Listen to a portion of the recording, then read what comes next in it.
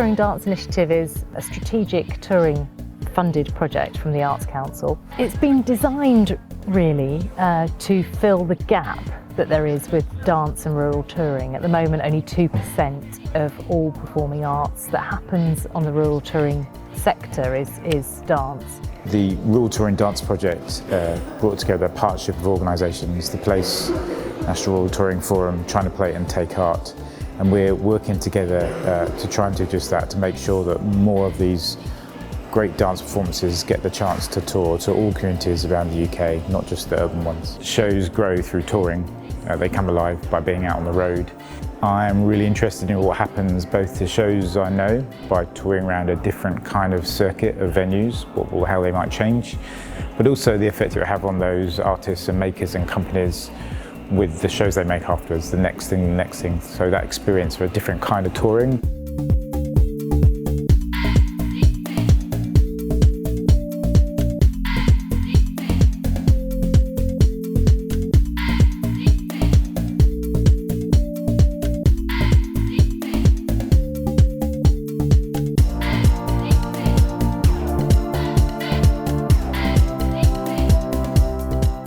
Traditionally, dance is quite, the floor is very important, the amount of space is normally very important. You know, you rehearse in space, and suddenly if you've shrunk that space, you can't just change the choreography over half an hour. Once the dance companies have been chosen for the rural touring menu, we hold a 3-day residential. We call it an Introduction to Rural Touring Lab. They get to ask loads of questions about how rural touring works. We also include specific sessions on staging a show, the technical aspects, because there are limitations on village hall spaces. And we also have a specific session around marketing and publicity, because there are particular needs that exist around rural touring. Companies are able to ask questions throughout the process, and by the end of the lab, we hope they'll have a thorough grounding in rural touring. If I'm being totally honest, how am I feeling going into rural touring? Excited, and oh my gosh, it's going to be a challenge. Every village hall that we visited, I felt like I've been stepping into someone's living room, and that's always a treat and a real honour to have someone say, I don't know you yet, but come into my space and let's get to know each other. I think there's two sides. One is that there's not enough product out there which is made for rural touring situations.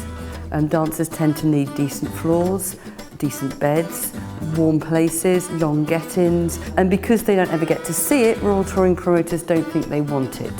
I think promoters would take it if they knew what it was and could work out how to sell it, which is about experience and exposure really, which is what we're doing.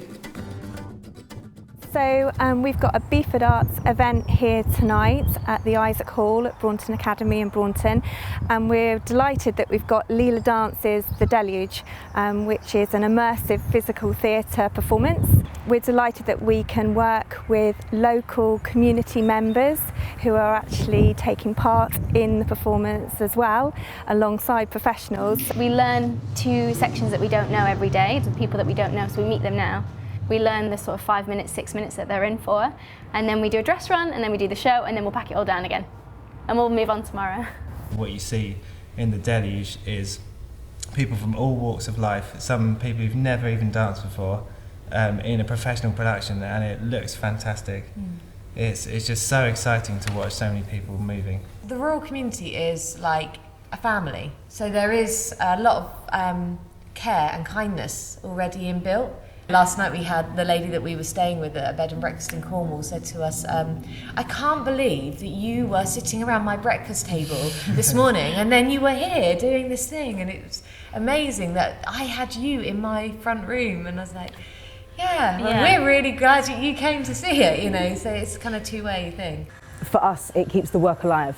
Like, so every space we go to, we're working with new people, we're working in a new space. It kind of all happens really quickly as well, so we don't kind of have time to get used to it. It's like, it's all quick and on our toes, and you're thinking all the time about the next bit because you haven't seen that space before, you haven't seen that person before. I really love it. It's amazing. It's really exciting to see people in the audience. And often, I think, because they have met us walking around the street, they know our face already. So when you're dancing in front of them, you feel like you can really have a connection with someone, which is really exciting. Earlier this week, some of our dancers came down to work with the students here to help kind of co-create a piece, and that's going to be presented tonight, which is pretty exciting. And then another group of dancers has come down today to perform some pieces that are in the repertory that have been specifically reworked for this space.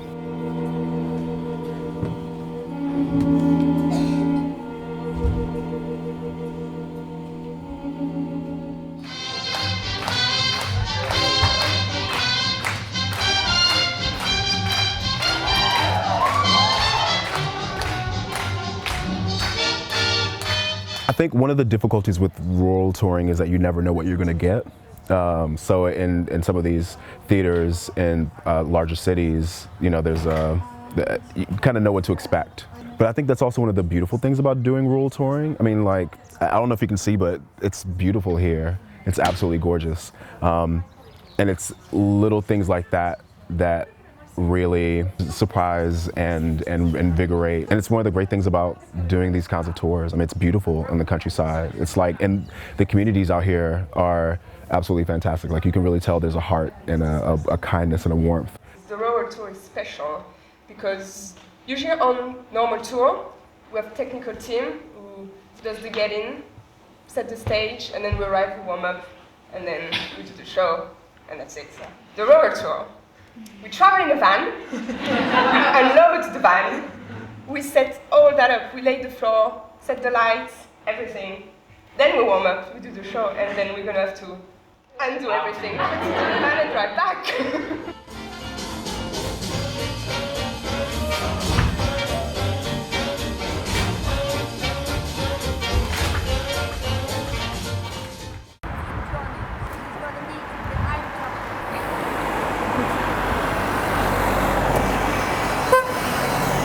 There we are up.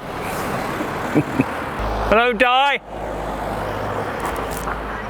Are you coming tonight? Right, well, here we are. Night out scheme, dance, first time, I think, ever at the Neath Dyfi, as far as I know, and they're from Norway. Well, how different can you be? And they're coming to our little hall, the Neath Dyfi, in Abu Dhabi. I'm pretty optimistic it's going to be a great evening because we have sold 60 tickets in advance, which is jolly good. It's a good indicator, and I think we'll get another 20 or 30 on the door. Some, I think, are coming in with an understanding of contemporary dance. Others are coming in because it's here and different, and we'll come along to see what it's like. A dog watching us, and lots of kids and lots of elderly, so it's a great audience. Always when we come to the venues, there's a lot of volunteers there as well. Somebody making lunch, somebody setting the chairs, somebody helping us with the mirror that broke on the way over. We know we're not a cultural desert. We can go to see things if we travel, but to have it locally means a much wider variety of people come, I think. And it's really great that the kids can come because it's obviously been really inspiring for them, hasn't it? The more of this, the better, actually. Just out of interest, there are 200 houses in the village. I think there's 450 people live here. Obviously an ageing population, as with all villages, but that's the way things are. We've got the telling of the poem by Milton called Paradise Lost, and it's being done to music, to movement and comedy, so there's a bit of everything for everybody in it. It's kind of storytelling. It's really about a relationship with the audience and going into these very intimate spaces with people sitting right there. The people like the rural touring companies and the Arts Reach and Take Art in Somerset, the Arts Council, the County Council, all put money to help us and other village halls put on shows that villagers would never normally see. You know, this show, for instance, has been in the West End, it's been to Edinburgh, and now we're having it in little old Drimpton. Good evening. Good evening. Thank you for coming. Thank you for sacrificing your Saturday evening to come and see a one-man contemporary dance version of Paradise Lost. It's a brave decision.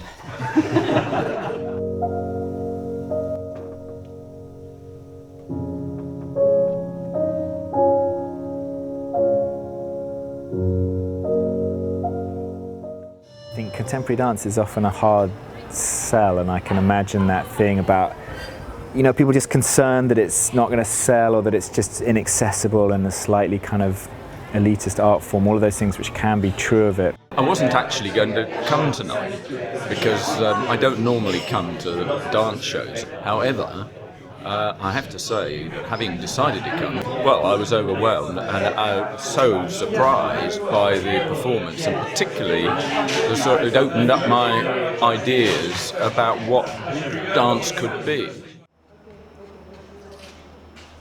This is actually the first of any dance that we've actually had here. We've had all sorts of different things, but this is the first time we've actually had dance. Today we are in Shrewsbury. I've never been here in my life, and I don't think I would have come. They're not the obvious places perhaps to go.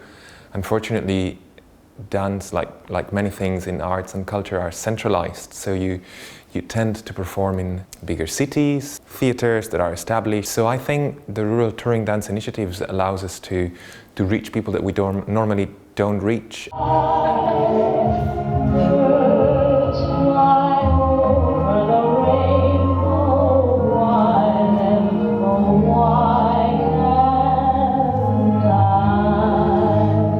I quite liked that, how they were just kind of dancing without any inhibitions, and it didn't seem so, because sometimes when you think of dance you can think of things that it's quite structured, you know, okay, you have the routine, you follow the routine, you do the steps in order. I quite liked how it was kind of different, and it was just like, you could see how much fun they were having, and I really liked that. This is a whole programme, so you can offer that out to people, and there's stuff at different levels, there's support there in lots of different ways, you know, promoter bursaries, marketing support, the help, the guidance. The project does come from an absolute enthusiasm for dance. It's been very much to do with a real desire to see this extremely exciting, potent art form better represented in our sector. Unbelievably lucky to find something as talented as that in a village as small as this, and I think we're very blessed to be able to experience something like that.